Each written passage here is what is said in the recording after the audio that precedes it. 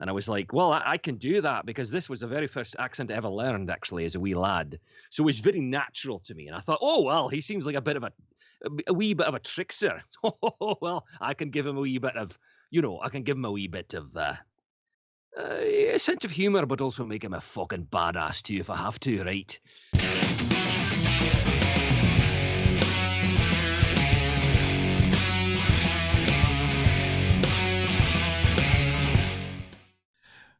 Welcome to Dice Junkies. I'm Xenodamus. I'm here with Q. And on Skype, we have... Bloodaxe, finally. He's back! I finally got you in a Dice Junkies shirt, and he's not wearing his. I'll never get all three of us in the shirts at the same time on camera. We'll never look like we actually work together. You didn't let me know. Well, I never expected. He must. You know what? It was an accident. He just had to get his shirt that fast. Yeah. I just grabbed what was on the top of the pile, honestly. He would have never intentionally looked like he was a Dice Junkies. It was on top of the pile. Which, I mean, there is a good ratio, because I have like 5 T-shirts in that pile. So.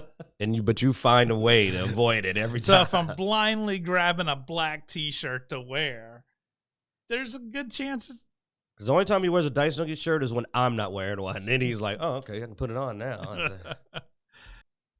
All right, so let's move on. So that gives us our Marvel section. We have DC section. I guess now we'll move on to the other section. I don't know what you post BS. This one as, but anyway.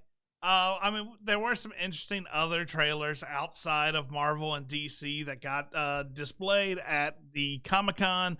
One, of course, is John Wick 4. So if you've enjoyed the John Wick movies, now they have a 4th one coming. They've all been exciting, action-packed films. I mean, nothing super special about John Wick, I'll be honest. I mean, it's just a really nice action flick. With well-choreographed action. Oh, yeah, no. The fight scenes are always amazing. Well, no, I mean, Keanu Reeves actually goes through a lot of training to be, like, I saw the gun range and stuff, and the course that he goes through to train. I mean, he goes through a lot of training to make this movie good. And I think I saw nunchucks used the right way the first time because that was no fancy crap. He was just just wailing on that dude. I'm like, now there were some scenes in this one that I was like, okay, man. How they did not shoot each other. Like, I've never seen people stand 5 feet away from each other doing this and no one got shot. So I'm hoping they're wearing bulletproof suits or something because somebody should have got shot. You watch any of the John Wick stuff, Bloodaxe? Oh, yeah. Actually, I've seen all of them. Yeah. I started off, funny enough, we have an event down here called Cruising the Coast every fall. And it's basically a bunch of classic cars. And I was having breakfast with the missus, and the guy had a shirt. And on the back, it says, "No man will ever do what John Wick did because of a Camaro." And I was like, huh? And then I saw the shirt. It had a Mustang. I was like, okay, well, I love classic Mustangs. So when I was at my mother-in-law's in Panama City, she had all 3 of them. And we sat and watched them. And I will say the first 2 were exceptionally done. I love the rules at the... oh gosh, what was that actor's name? I'm drawing a blank now, but Shane, I can't remember, but he was the proprietor of the establishment where basically everything was off limits, and they had rules, and was like a society, and so it was really well done story wise. But I think the 3rd one kind of went off the rails a little bit. It did. So I'm curious to see if they can pick up, the intrigue and the movie magic from the first 2 films and kind of bring it back around.